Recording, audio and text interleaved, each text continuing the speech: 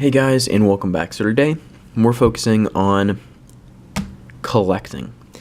Collecting and investment. What makes a good investment? Should you invest in this? Should you invest in this? Should you invest in this? Or even these, So, and what makes a collector, collecting and investment, what makes a collectible a collectible? What makes something a good collectible, I should say?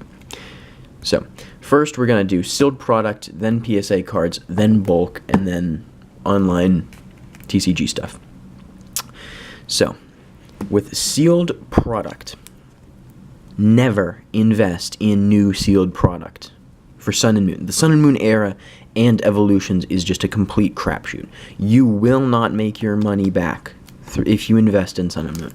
Well, I take that back.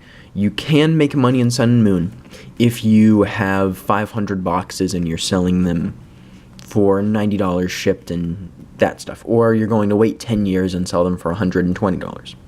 Whoop-de-doo, you spent... Realistically, you're going to wait about 3 to 5 years for these packs to accumulate any real value. And that's going to be about 20 to 30 to 40% increase of the value. That's what I consider a substantial increase in value for sealed product. These packs are going for like $2.50 shipped, maybe $3 on eBay because of fees and stuff. And it's really not a good investment. This is not an investment. This is just I just love the artwork. That's why I got it. But as far as investing, if someone has anywhere from $20 to $1,000, it's really where I'm trying to focus my videos. If you have over $1,000, there's channels like SM Pratt, for you for the super high-end collectors. But I like to think that I'm more of a common man collector. So, sealed product, just no. Why? What makes these a bad collector for someone who has, $50, $100, $200, maybe $300 or $400, You have a little bit extra to spend. You want to invest in Pokemon or collect Pokemon. Why is this so dang trash? Why are these terrible? Because not only were they printed into oblivion, but the rarest cards in the set, the marquee cards in the set, are worth like $20. Now, $20 isn't a lot, I'm not trying to, say that $20 isn't anything, but for the marquee cards of these sets, the way that they're printed, they're just overprinted, so that the most valuable cards don't really have that much value because, well, they're just overprinted. They're overprinted, overproduced. These have a year-long print run, correct me if I'm wrong. And they're forever going to have flooded the market, Sun and Moon. And due to the kind of style that a lot of people like Derium's Pokemon do it, where they'll show, massive collections of booster boxes, all in a pyramid. We're going to save these for later. We're going to save these for 10 years down the line because this is such a good investment, or, unlisted leaf or those type channels. It's so detrimental because then people go out and they're hoarding these. There are people with tens of... There are people with tens of boxes. There are people with hundreds. There's stores with hundreds of Sun and Moon booster boxes, just storing them, just waiting for the value to increase $1, $2, so they can make hundreds of dollars profit just in bulk, mass selling these. These were so printed, it's not even funny. It's terrible, and the value's not going to increase. They're really not. I don't know what a good analogy would be.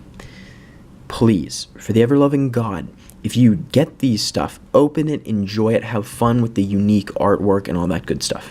And if you like Sun and Moon, the video game, and all the new interesting cards, and the GXs and the full arts. Even with Sun and Moon PSA stuff, it's just bloated. There's too many. You can get too high of a grade. That's what I'm saying. Is because they're so overprinted, they have no value. And I know I've said that like 18 times, but you have to understand that these cards will have no value. Maximum value of what, a PSA 10 Rainbow Rare Solgaleo is what, $200? So you open up a $100 box, and literally the best possible thing that you can possibly do after having a booster box, that's saying getting the rarest card in perfect condition, sending it off, spending $20+ to the PSA, waiting 3 months to get it back, all that stuff is a $200 card. I do not think that people are going to gravitate towards this set in the future. Plus, even if they do, there's going to be 10 million boxes. Now that I'm already halfway through my video, let's focus on, sorry about that rant, on graded cards, specifically graded old cards, and the way I look at graded cards. This card is a pretty good example of me monitoring a card and then pulling the trigger, buying it, and it, being successful. I saw when this card was going for about $300. I'm talking about PSA 9s.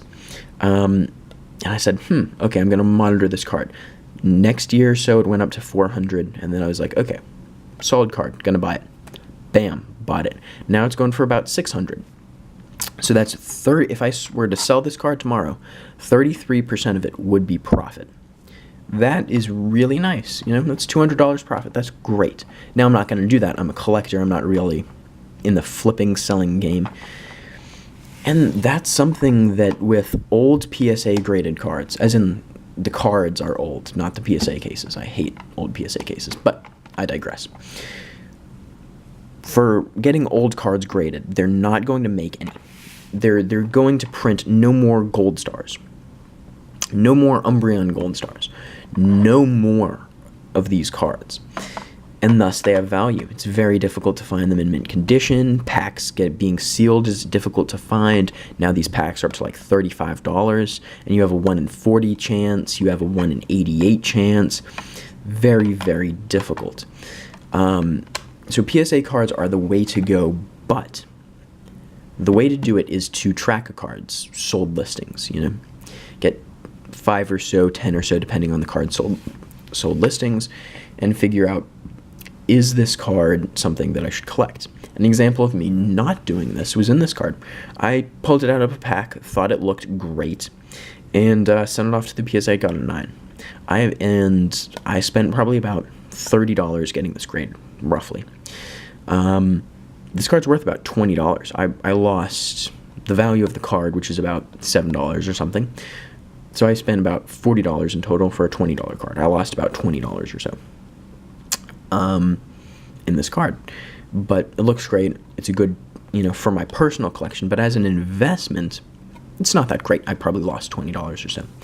And the reason that was because I was not tracking its growth. I wasn't tracking, do people want this card PSA graded? Are people willing to pay?